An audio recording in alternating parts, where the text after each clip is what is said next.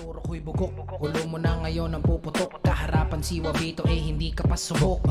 Bugbog sarado ka naman kasi kahutak mo maging barado parang nakandado. Siya yung naging katapat mo, di mo na kailangan ng normal na ospital. Kailangan mo na ng mental hospital. BOC 14, baguhan na sa larangan pero wala na kami, kailangan pa na patunayan. Hindi sila makapaniwala, kami na yung tiningala ng mga idolo nilang papugi lang ang ginawa. Ito na ata ang aming tamang pagkakataon na masabi namin sa inyo ito ang tamang panahon at rason kung bakit gusto na namin ibaon yung mga idolo nyo nagkulang-kulang sa taon. Ring, motherfucker, ring, ring. Yan ang tunog ng bell, andito na si Cell. Sa sobrang misteryoso ng tao na to, hindi mo na matel na siya na pala kasama mo dito sa aming cell. Pero teka lang, andito na si Rocky. Hindi mo na alam kung ano ang araw at gabi. Siya ang hari ng buwan, paano ba yan? Kaya kanyang tapusin ng isang segundo lang. Calv is the name and I'm here to dominate. You can imitate but you can never duplicate. I'm here to terminate and eliminate all the people that's been giving hate. Now you should behave.